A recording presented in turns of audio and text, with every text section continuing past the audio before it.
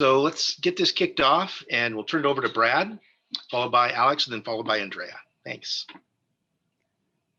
Thank you, Paul. Well, I'm sure my co-panelists will agree it's kind of embarrassing to have you read that out loud, but it's a great panel. Thank you. I'm going to share my screen, and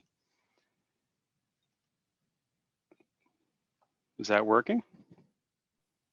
Looks good. Great. Okay.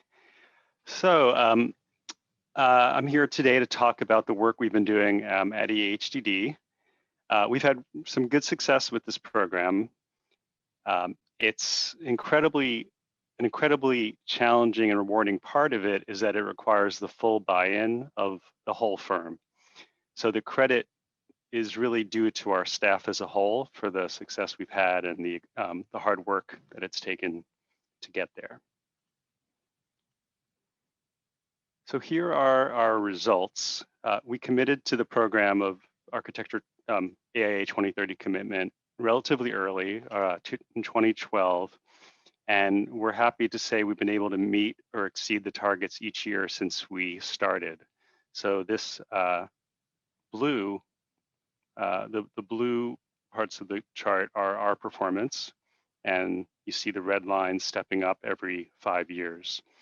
And then the hatched is the average firm performance overall of all firms who have joined the commitment and committed to trying to reach the targets. You see next year, actually coming up in a few months when we report, the target is 80% better than the CBEX database. It's going to be quite a challenge. I'm not sure whether we'll be able to meet it again this year. It'll be interesting to see how firms do against that standard. So I've been asked to talk about, try to think about what are the features of our practice that have allowed us to achieve these kind of results. So I'll walk through some of those. I think first and foremost, it's the fact that it's really central to our mission as a firm to have our projects contribute to fighting climate change in the built environment. And I'd say the biggest effort has been around net zero energy buildings. For the last 15 years or so, we've been focused on that, whether the buildings are actually net zero or going through a design process that leads towards that kind of performance. So fundamentally, that's about low EUI, energy efficiency, and then pushing for on-site renewable energy, which is exactly in alignment with the AIA 2030 performance measures. So projects you see here are certified net zero projects, and I think that's not only improved our score each year, but also kind of influences the practice as a whole. Our internal communications has helped. This is what you're seeing here is an image of a slide from when we, in 2013, when we rolled it out to our staff.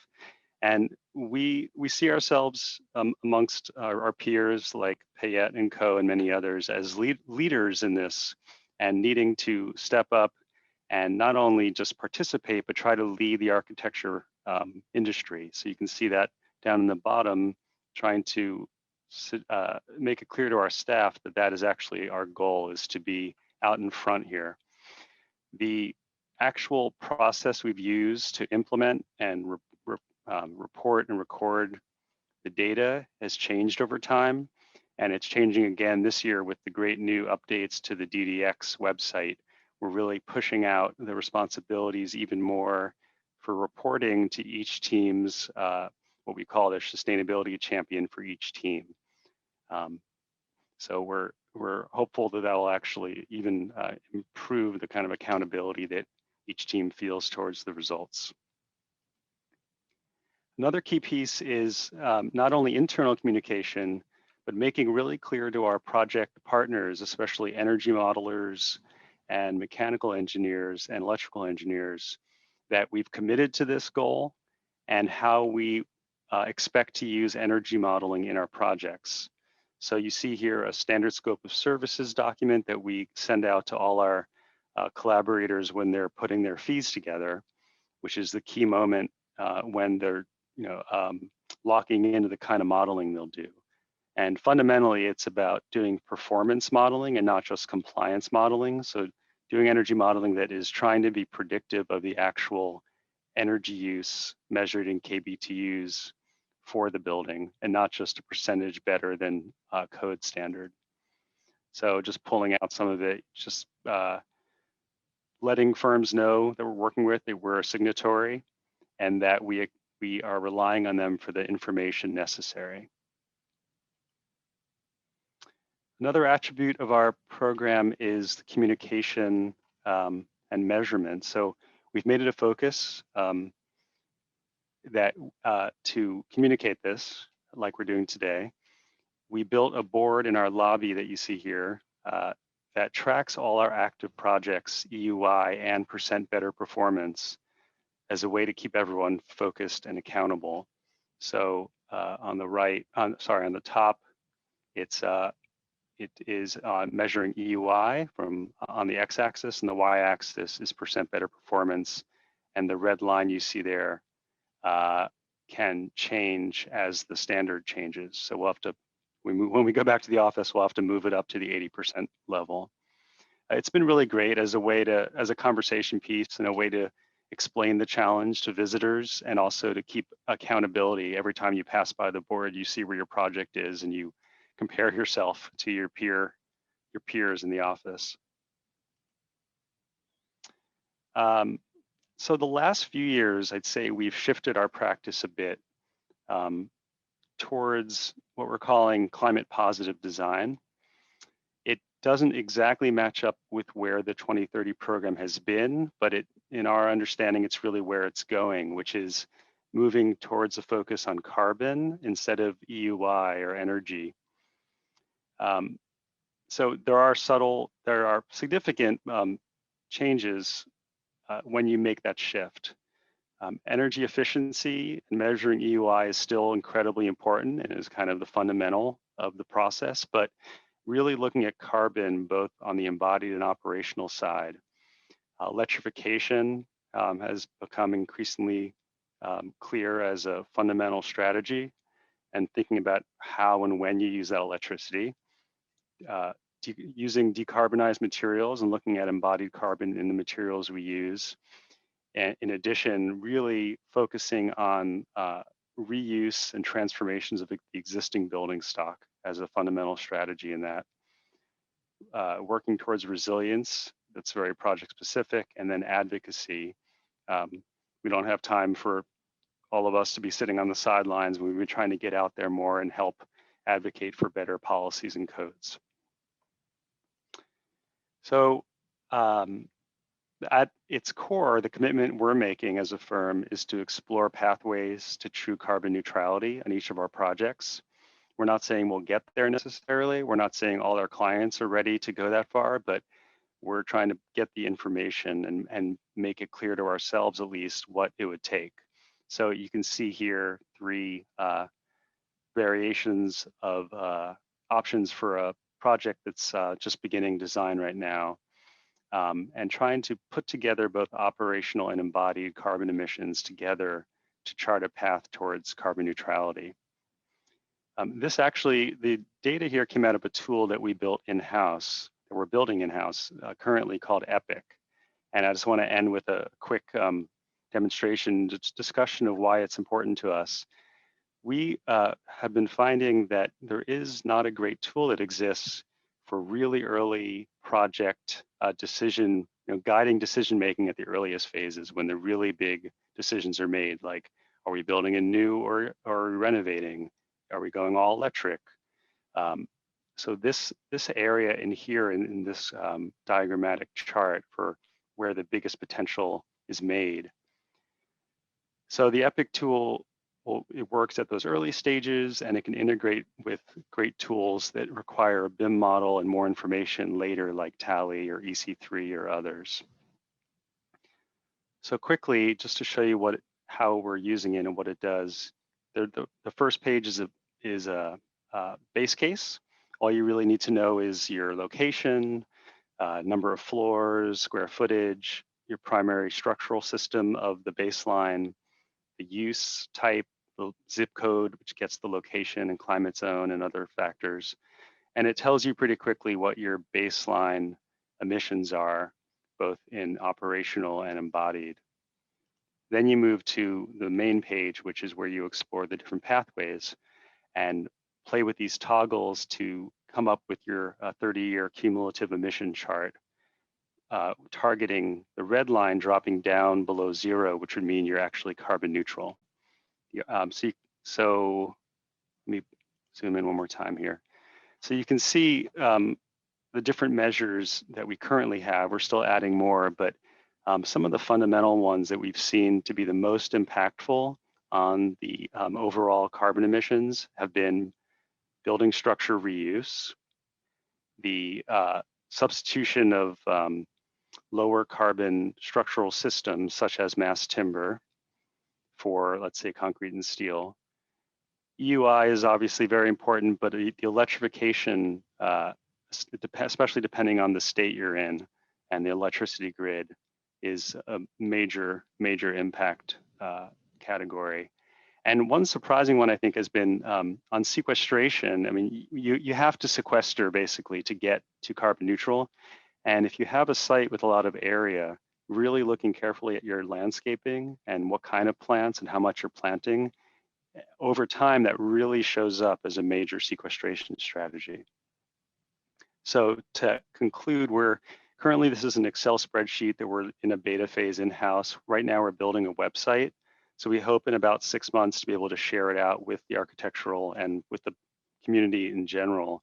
We're not going to be charging for it, and we hope it can help our peer firms and engineers and owners get a better handle on how to get the potential to get to carbon neutral. Thanks a lot.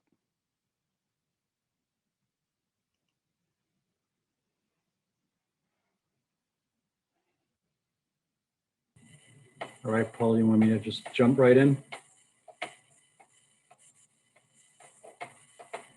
Do it. Yoke.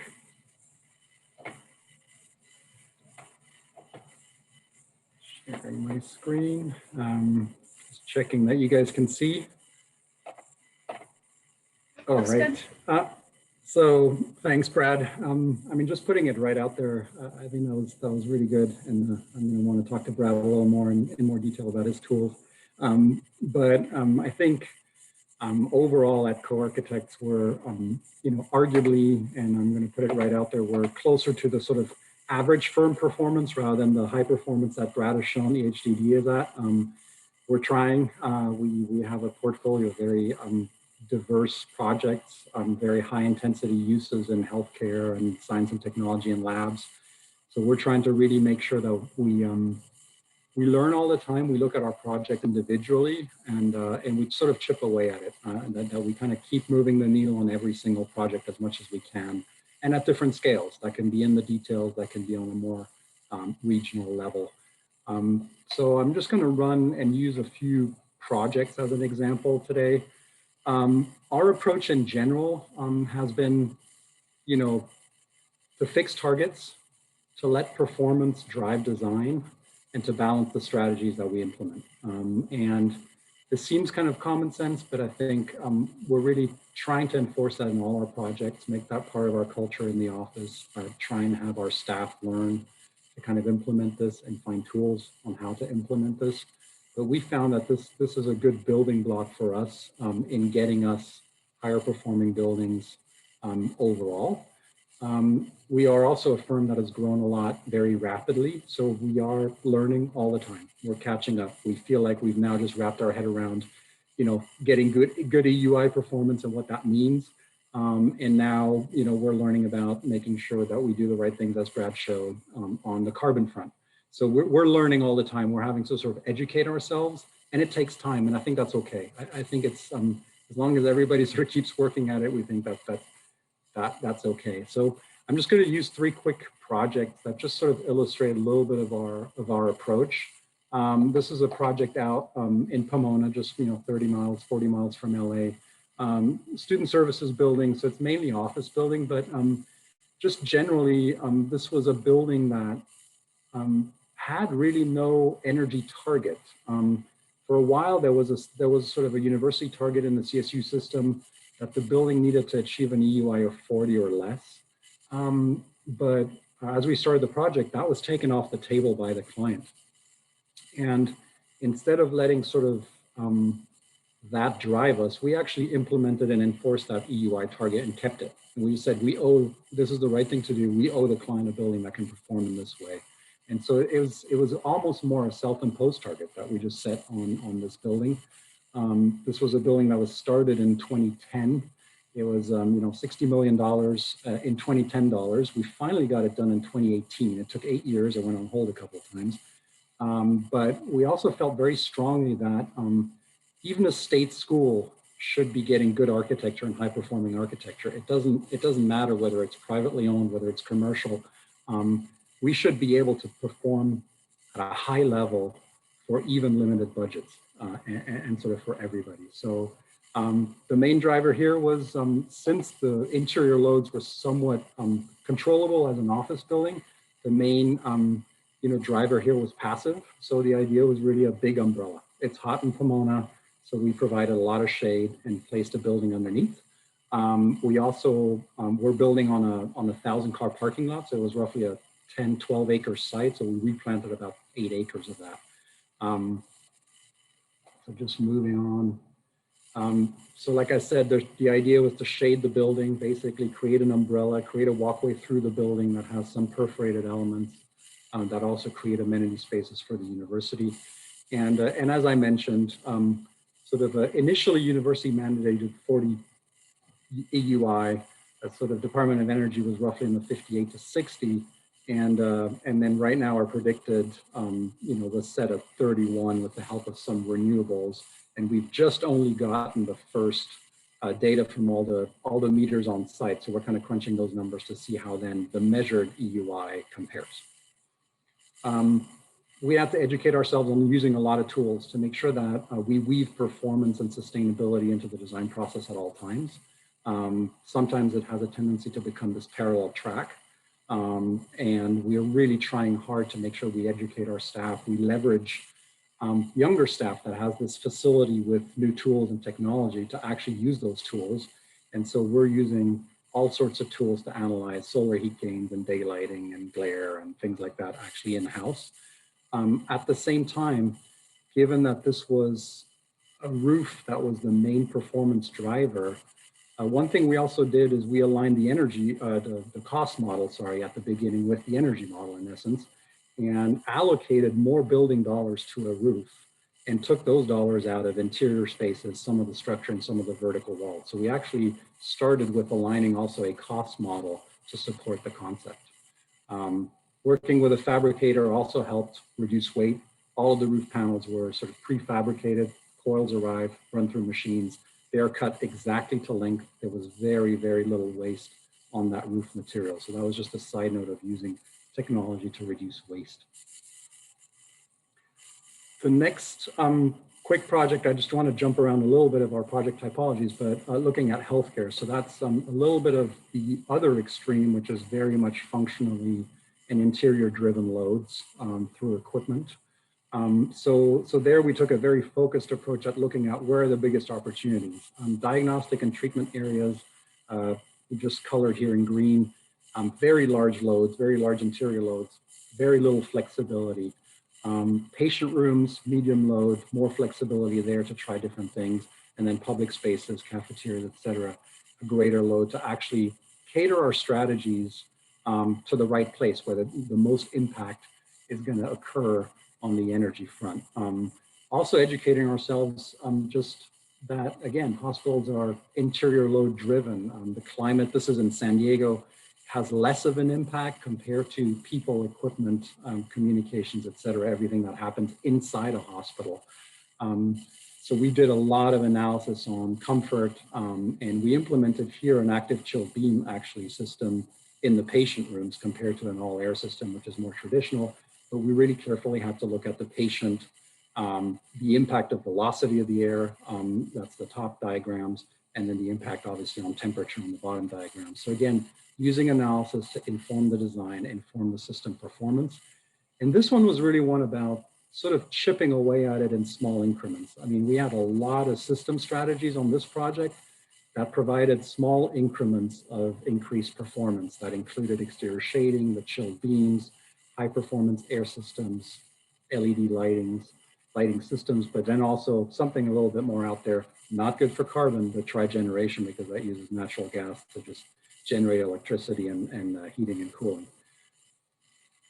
But at the same time, this hospital earned a double platinum, rating. So it got Elite for Healthcare under new construction, and 2 or 3 years later, I don't remember what the threshold is, was actually awarded as an existing building a platinum rating again. So it validified sort of what was done initially, not just in design, it was remeasured as it was operating for 2-3 years. Lastly, just using an example to really have performance drive design in a direct manner. This is at the University of Arizona in Tucson. Is a medical education building with teaching spaces, administrative and simulation spaces. So here was really an idea about community, about a hub for, almost like a collaboration incubator. It had the School of Medicine, Nursing, Pharmacy, and Public Health all in one building. So it was really about bringing people together, focusing on health and wellness in the interior environments, a lot of stairs, a lot of movement, a lot of places to interact. But I'll just focus a little bit on just how, again, performance shaped just the terracotta facade that we're using facing the campus. It's a majority of a brick campus. And so here we actually mapped out the interior spaces programmatically and assigned performance values for comfort, heat, glare, views, daylight, to each of those spaces, and parametrically tied them to actual values that then were mapped onto a facade of solid and void. And so as the program moved, so would the facade. The apertures in the facade would open and close as we were going. And then we translated, once the program was set, that into the actual modeling of elements on the facade, which was then transmitted to a contractor who could price it, so that we could close the circle. We could go from a programmatic need, a functional need, a performative need, to a design, to a cost, and to an actual construction. Obviously, that facade was also a higher cost compared to others, so we have to balance our budgets again. We have to balance our strategies even from a cost modeling, and we have to basically tone down facades on the other sides, tone down some of the building systems to create a building that is highly flexible. I mean, it's got long spans, and it's meant to last for a long time, but be able that we can also sort of balance and afford our strategies as we go. And that's sort of the final product. And so just a quick note on what we're doing now. I mean, we're keeping the internal workshops, the internal education going. We are educating ourselves about carbon and carbon impact evaluations and getting better about that. We're starting to really leverage our data and project knowledge. And we just try and keep pushing at small, medium, large, and extra large scale. So that's it. Excellent, Alex. Thanks so much. That was great. Let's turn it over to Andrea Love from Payette. Yes, thank you. Let me pull up my presentation here. And luckily, I probably can go pretty quick because apparently we're not that innovative. Not surprisingly, these great firms are already doing a lot of the same things we are. So anyway, hopefully we'll have something in there. So as was mentioned, the 2030 commitment, when we think about it, we generally think about it as these targets of energy reduction that are stepping down towards carbon neutrality in 2030. And like the other firms have shown, we track have been tracking our ongoing performance, and are generally hovering slightly below the line. And I agree with Brad that the new target, I think, is going to be a bit of a stretch. The other thing that we track as part of the 2030 commitment, that's one of the reporting metrics, is the integration of energy modeling into your design process. And that, I think, we've been fairly successful at being able to get into how we work. But the thing that I actually think is one of the more important things about the 2030 commitment that doesn't get talked about nearly enough is the sustainability action plan, which you develop in your first year. And it's really about, what is your roadmap? What does your firm value, and where do you want to go, and how are you going to get there, right? So it's individual to your firm. How are you going to change your organizational culture and how you deliver buildings to really to improve over time? So this is, we are one office in Boston. We're about 170 people. We're an almost 90-year-old firm. So, we've been around a long time, but are, continuing to evolve and push ourselves just like everybody else. Similar to CO, we have a very narrow typology that we work in of academic science buildings and healthcare. And as was mentioned, they're some of the most energy intensive typologies. And so we feel we have a particular responsibility to really make sure we minimize their energy use intensity and their environmental impacts. So one of the big things that we've spent a lot of time focusing on as part of the 2030 commitment is really shifting our thinking of what it means to be a sustainable building.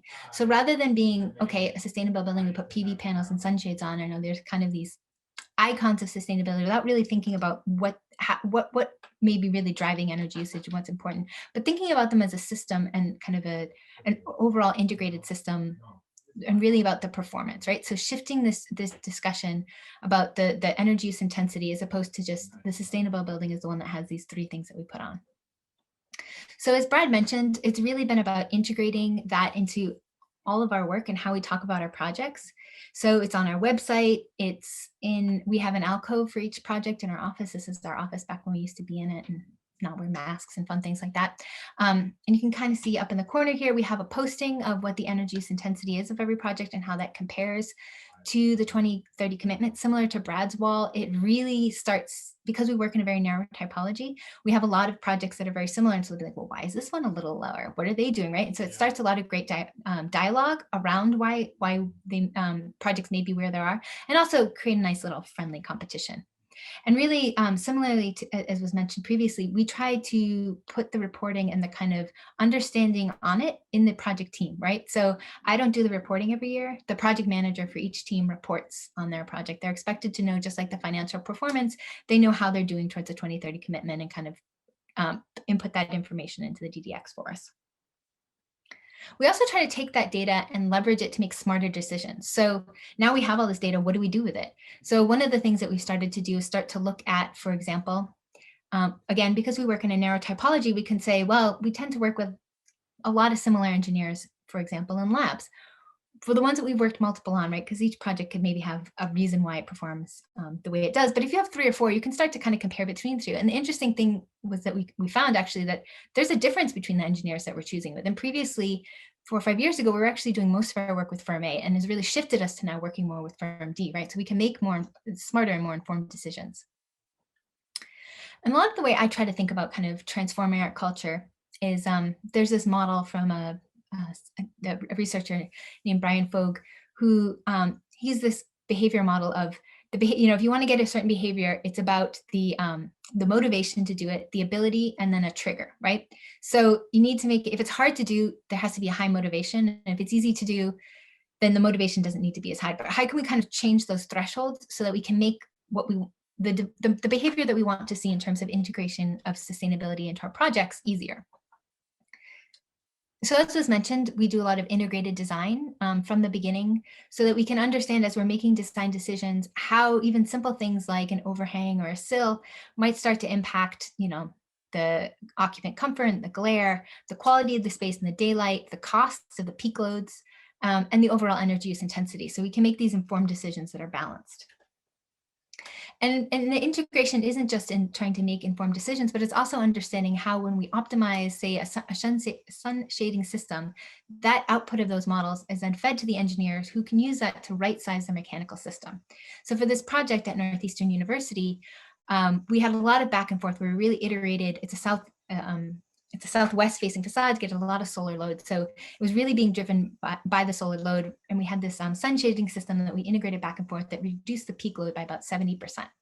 That information was then fed to the engineers. But in contract documents, when the contractor came back and said, hey, we want to value engineer out 50% of the sunshades, which, hey, who hasn't been there before, right? We went back, reran our models, fed that back to the engineers. And what we found was actually it was more expensive to increase the cooling tower and the additional mechanical cost than it was to invest in the sunshades.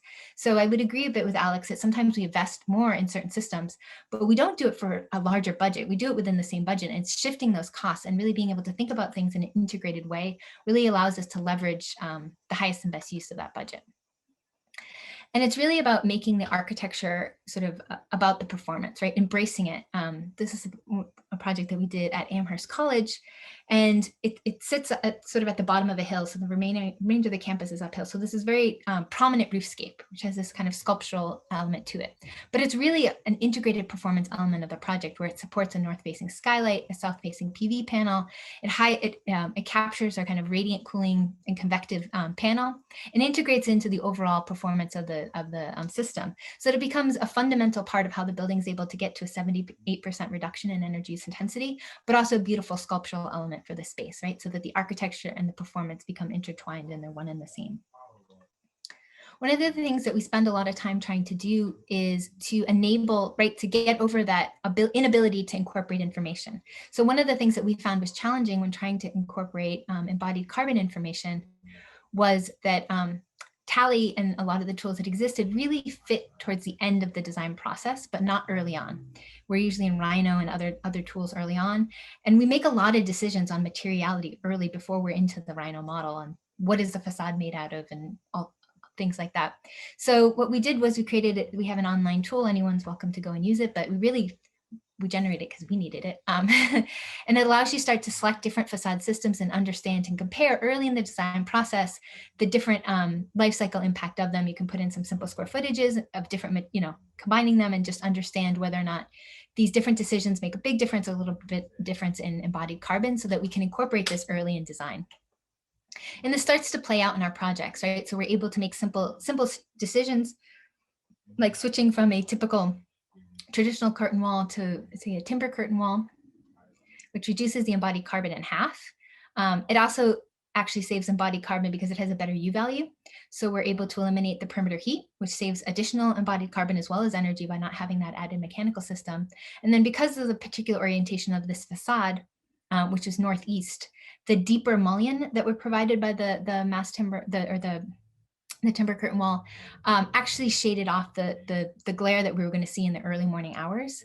And so we were actually able to eliminate the interior shades as well, so that we were able to eliminate those as well. So we were able to offset the cost. As a public project, had to be publicly bid, set budget. You can offset the cost of investing in the timber curtain wall, which saved embodied carbon, saved energy, and then by eliminating other systems. And then overall, the project is currently it's in construction, but it's predicted to use 87% less energy than a typical lab building. And as I mentioned, a lot of what we do is trying to make the decisions that we need to make in the conversations easier. So this is maybe a problem more for me in Boston than you guys in California, but one of the problems that we often have is that the decisions we make around glazing and design can impact our comfort. And so what happens, at least in the Northeast and a lot of colder climates, is that you need to put in a supplemental heating system along the perimeter. What we found is that it actually is cheaper to invest in triple glazing than it is to invest in the perimeter heating system. But we needed to be able to kind of understand what whether or not our facades were comfortable. So this was an online tool that we made where you can just put in different glazing geometries and U values and start to understand in a matter of minutes whether or not your facade design would be comfortable and require supplemental perimeter heating. And again, the important thing is really changing our practice, right? So it went from triple glazing went from something that we occasionally had once in a while to becoming the standard that we have in almost every project, because now we have the ability to go to our client and say, hey, here's why it's worth investing in this additional high performance facade and something like triple glazing, because now we can prove that it will be comfortable, whereas otherwise it wouldn't be. And as a result, more cost effective. Another kind of deep dive that we've been doing, trying to really push our practice, is better understanding thermal bridging and thermal performance of facades. So we were fortunate enough to get an AIA Upjohn grant in 2012, looking at the thermal performance of facades and thermal bridging and how to improve them. And if anybody needs a cure from insomnia, it's also on our website. It's 120 pages of rainbow colored images. And it's a great way to fall asleep. But again, it's really about changing our projects. And so this project, this same project team had actually done a board form concrete wall. We went back and measured it with our infrared camera as part of the research project, and it was performing at an R4, which wasn't where we had hoped it would have been. But through the process of learning and kind of knowing what was driving, what those thermal bridges were and what was driving that, we were able to come up with the same project team actually in the next project. We were able to come up with a detail that's now at an R24, so 83% reduction in heat flow just through kind of changing how we detail the projects. And it's really about changing making this part of our DNA and who we are. This was one of my victories when one of my partners had left on my chair. It was a detail that was published in Architect magazine where I had this big thermal bridge.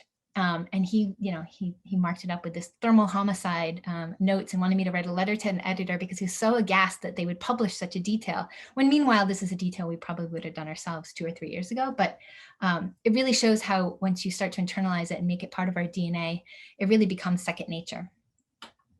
And I would say this integration has really enabled us to push down the energy use intensity of our projects. So because we work in a narrow typology, it's easy to kind of compare across within that typology of how we're doing.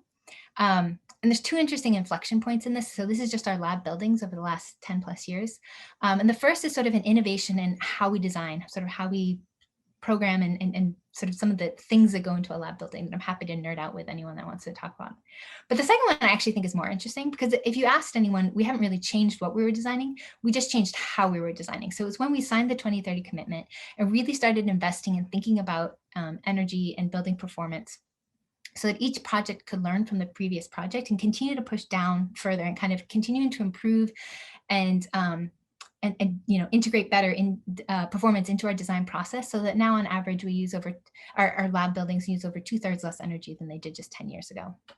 And at the same time our energy use is going down, our design awards have been able to go up. So we think these are one and the same. They really don't need to be, extracted. You don't have to compromise design for performance. They can really be, they can coexist and should.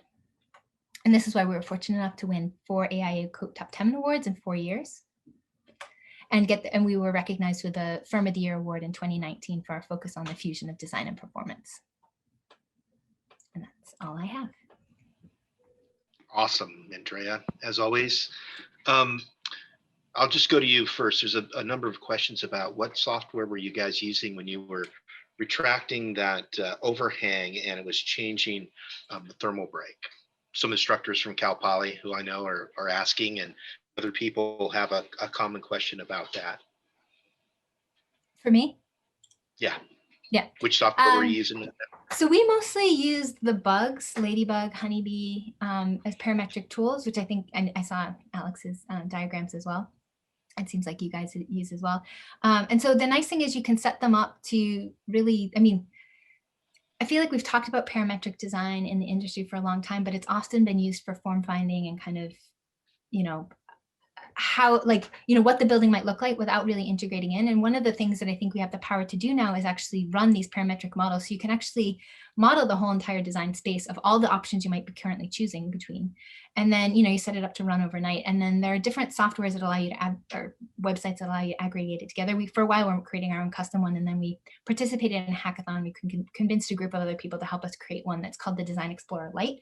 So you can just literally take the output of your energy models or daylight simulations or whatever it is and upload it through a Google Drive along with the images, and it kind of helps create the website. So it's fair. You maybe need a little bit of technological skills in terms of running Grasshopper and uploading and connecting the Google Forms, but it's something that any student should be able to do that has some reasonable comfortability with those things. Cool. Somebody I'm asked. happy to chat more if people have more questions. Yeah, someone asked a question of Alex about the Pomona College project and what modeling tools you used for that one. So similar to Andrea. So first it's CSU Pomona. So Pomona College is a little further down in Claremont. We modeled geometries in Rhino and then used Ladybug, Honeybee, as sort of the optimization tools to run the solar heat gain on the vertical surface, and then also look at the daylight analysis inside the building. And then we tied it through Grasshopper actually to the overhangs of that roof. So it basically pushed and pulled them based on the orientation. So south-southwest, we have 28-foot overhangs. Facing north-northeast, we're down to 6 feet. And we literally, this was not a sketch. This was literally just driven by the software, and we draped the roof then over where we needed a mechanical space, where there was sort of height. So literally that shape was purely driven by that Rhino model that was driven by performance parameters to achieve certain daylighting and solar heat gain levels. So obviously with shading, you have to be careful, right? You overshade, you under daylight, you over daylight, you under shade. and then glare comes into it. So it was a constant push and pull, but we use those tools mainly. So I got a good question for Brad. I really love the display boards that you had in your office, and Andrea had a similar one. You mentioned that you were having PEUI on the board, and I was wondering if you guys are using any of the super spreadsheet from AIA Committee on the Environment or the Common App for Design Excellence, and including any of those other metrics in that kind of overall summary view of your project. And then I'll pass it on to Andrea to talk about her little display competition board she has in her office as well.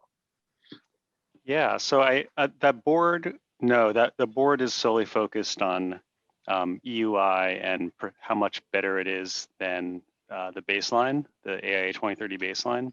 We are using super spreadsheet on a lot of our projects.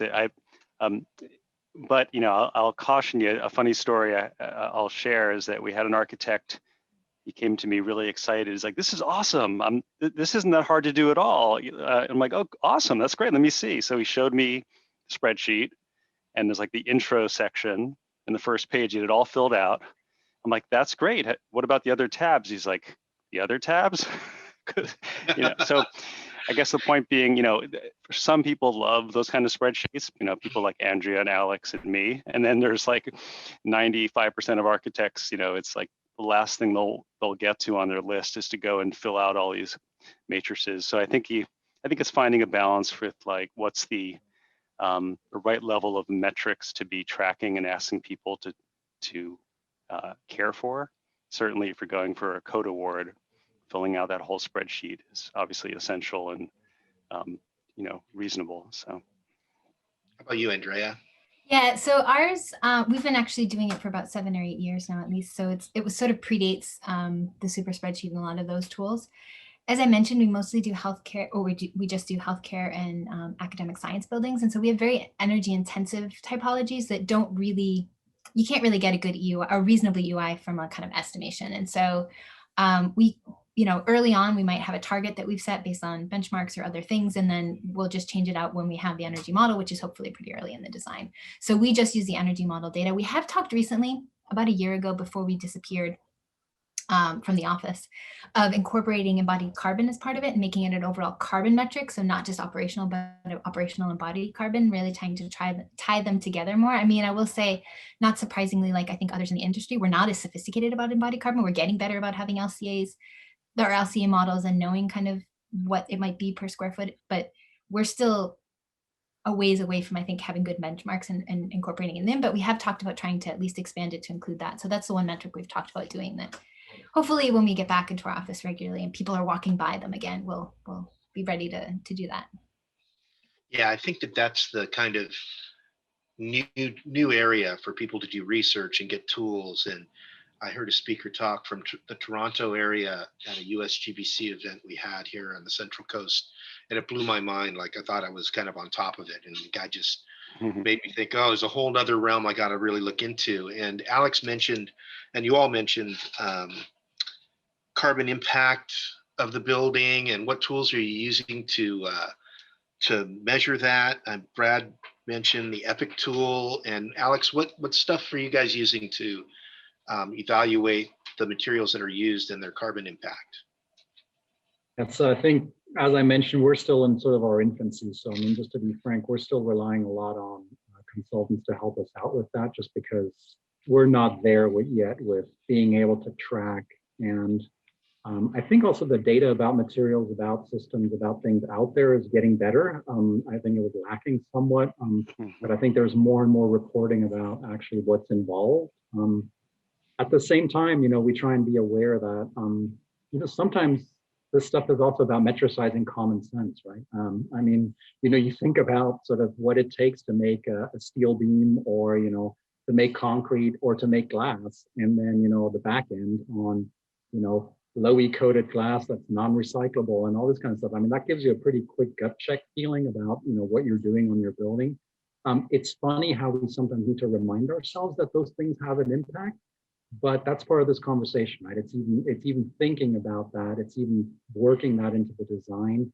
And so, like I said, we're using more and more our consultants, but also being more and more aware to start to kind of create a library of carbon strategies. As Andrea mentioned, we're looking at timber quite heavily. I'm obviously in the facade world, so the sort of hybrid timber facades and things like that, great opportunity. So yeah, we're relying on others, but educating ourselves so as we go. Excellent. Andrea or Brad, do you guys have any tool Yeah, recommendations briefly? We mostly use Tally, which integrates into RIBA. We've used EC3 a little bit, which is a new tool out that's kind of a compilation of all the environmental product declarations, the EPDs. So that's also a helpful thing. As I mentioned, we found it's, we've been trying to do more like shoebox tally models in Revit, but we found it, we've been struggling just personally on how do we get the information earlier in design, which is why we created the facade tool. We're expanding it to other systems as well, but it's just Tally data. It's Tally runs that we did where we just tried to normalize everything to be apples to apples comparison. So we could just kind of have that information early on. So yeah, it's mostly Tally. I will say, Alex, I agree with you that there's good intuition, and maybe you're just a smarter person than me. But personally, for me, I have found that I have terrible intuition about embodied carbon. Like there are lots of times where I was like, oh, terracotta, it's a natural material, right? It must have low embodied carbon. And it's really high, or brick is another one, and stone is another one. I guess they make sense. They're massive materials, and they generally say like the weight of your, what the weight is the closest approximation. But I will say that I've learned that I don't have as good as intuition as I thought around embodied carbon, personally. How about you, Brad? Well, when Andrea was saying that, I was just thinking a big aha moment I had on a recent project. We were working with Atelier 10, who was doing a really in-depth life cycle analysis and carbon analysis for us. And it's a building with a lot of curtain wall, a lot of aluminum curtain wall. And we all, I think, know aluminum's a highly energy intensive material. But a piece that I didn't understand is that PVDF coatings, the paint that goes on most aluminum curtain wall, is extremely high global warming potential from placing that coating. I mean, shockingly high. So one of the big moves we made kind of further downstream, besides going to a mass timber building and some other things, was going to anodized aluminum for all the curtain wall. So that only, like Andrea said, I never would have understood that or intuited that. And I also don't think that us doing our own modeling in-house might have revealed that, but sometimes it's almost always, it's great having real experts where you can afford those, to bring them onto your team. I have another question for you, Brad. I know your firm is really advocating for electrification of the building sector, combined, and of course, reducing the PEUI combined with on-site solar to try to get to fossil-free future for California. I know my city of Santa Barbara, San Luis Obispo, Ojai, we're all like setting goals 2035 for our whole city to be carbon-free, fossil fuel-free on its generation. How do you evaluate that? Are there any special tools you're using to evaluate that on a project-to-project basis? Well, like I mentioned this on the Epic tool, we've built in a toggle to be able to both show what it means to turn your project from a mixed fuel to all electric. And also you can play with your assumptions on where the grid is going, because those things become tied together. In California, we know that the state legislation says the grid will be zero carbon by 2045. Sometimes those things happen, sometimes they don't. So you can decide what assumption you want to make and then build an electrification option. The other thing that's happening really quickly in California and elsewhere is green power options. CC, community choice aggregate, CCAs, are taking off in a lot of cities where people have the choice to buy green power, and they're very rigorously run so that there's true additionality of those sources. In other words, it can be argued they're just as good from a carbon standpoint as putting PVs on your roof.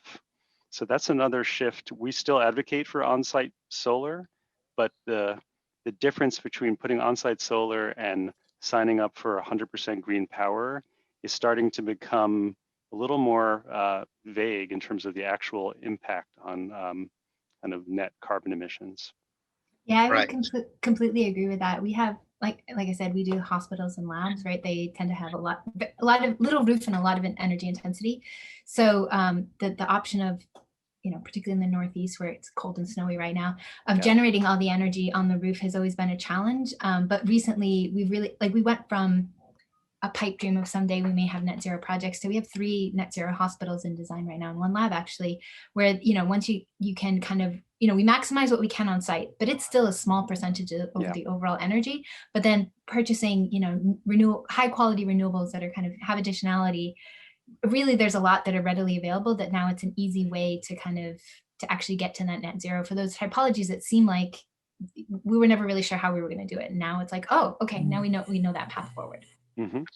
And it's also under leveraging that power that, campuses and healthcare providers have, that they use a lot of energy, so they buy a lot of energy. They're very good customers for energy companies, so they can use that to actually tilt the scale a little bit, right? To kind of push even utilities to go a little greener. So yeah. Well, you guys, it's just incredible. I could talk to you for like 3 more hours easily. You guys are so smart and you're doing such a good job. And really, these webinars are about spurring innovation and sharing best practices so that all the architects who are attending can learn from you guys, and we can just move towards a greener future. A big thank you again to the whole panel. But I want to summarize real quick before we go. Brad mentioned a couple of things: performance modeling versus compliance modeling. I think that is very important. I had my own epiphany with that when I started using the DDX and signed on to the 2030 commitment. Communicating the commitment deployed, both Andrea, Payette, and EHDD had the display boards in the lobby. It's a great idea. Climate positive design, trying to think about not just trying to get to zero, but pushing straight through and becoming a generator, kind of the living building mentality. Some great tools: Epic Tool, Ladybug, Honeybee, a bunch of things I've never heard of